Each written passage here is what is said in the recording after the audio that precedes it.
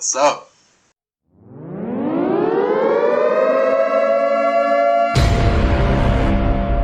Henry breaks a tackle.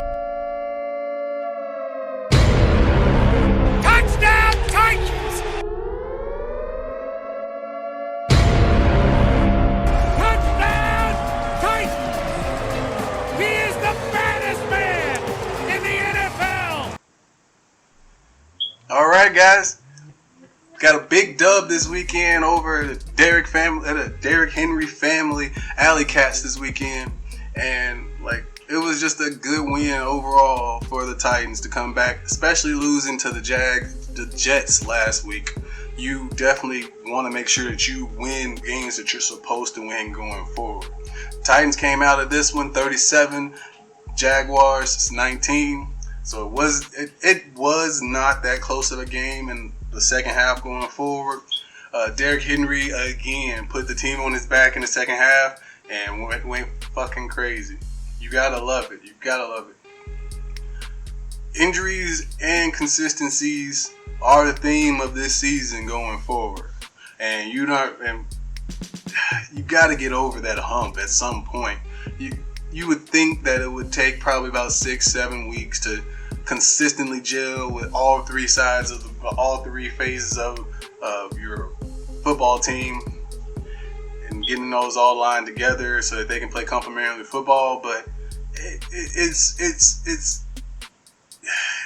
not gelling the way it should or way we feel comfortable as Titans fans to gel. You do like to see that Vrabel did get his first win against a rookie quarterback. That's a terrible stat to even say out loud to begin with. That he was 0-4 before today against rookie quarterbacks. But that's Titans football right there. You're just completely inconsistent. You never know what you're going to get. Play up to your competition, or you might play down to your competition. We do have some good news this weekend. Definitely Derrick Henry reigned supreme once again against his team. I do believe Shad Khan had to have sold Derrick this team at some point, because this is the Derrick family Alley Cats. There's once again 3 touchdowns, 130 yards. He did have a slow start. He did start for 17 carries. He had about a little over 60 yards, and boom, he turned it on in the second half though, just like you thought he would. Them 3 and 4 yard runs started turning into 6 and 7 yard runs, 10 yard runs. He did not have that big 30, 40, 60 yard down your throat run that usually ends the game, but that consistent 6-7 yards in the second half that kept the chains moving, kept us putting points on the board, was crucial for us. We ask so much of Derrick, and we just hope that he continues to keep on going. He's definitely on pace for it. I don't want to say it, but he's on pace for it.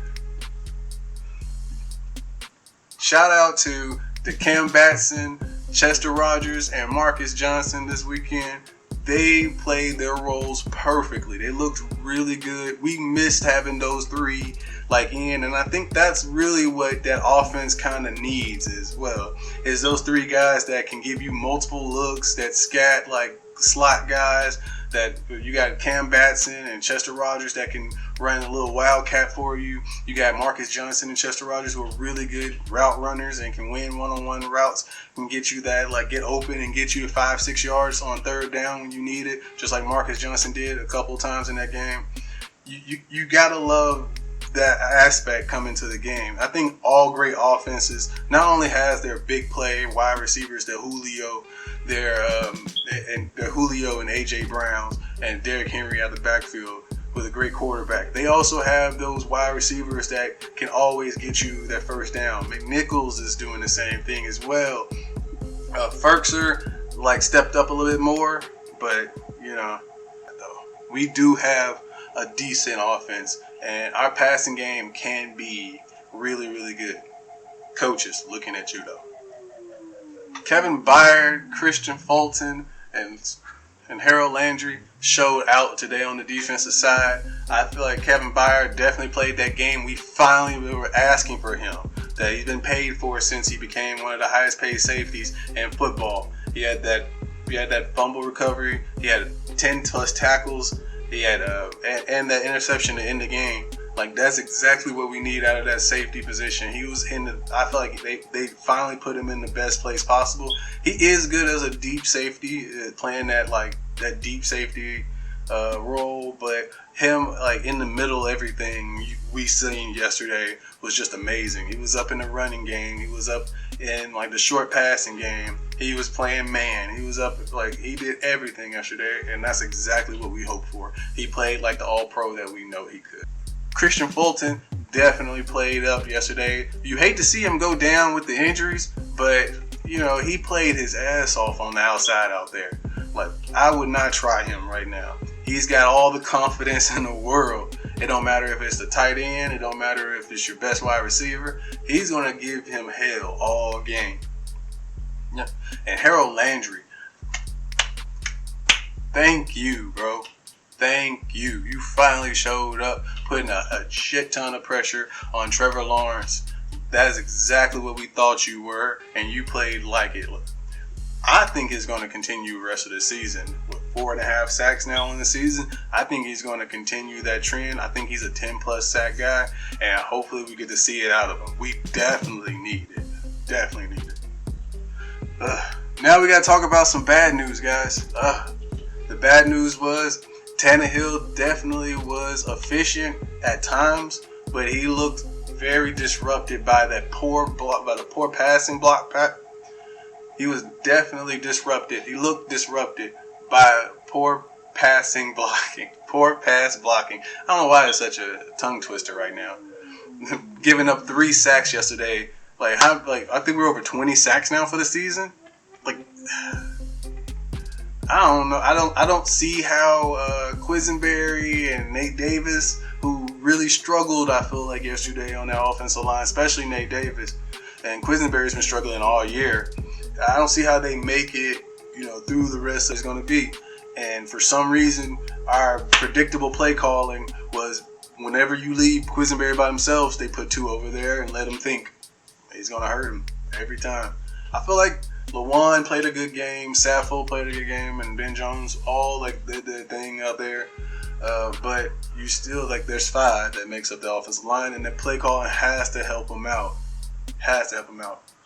On defense, missed tackles everywhere. We missed 100 tackles, just 5 on that one play to Laviska Shenault, in which he was bottled up all game. They didn't even look at him really all game.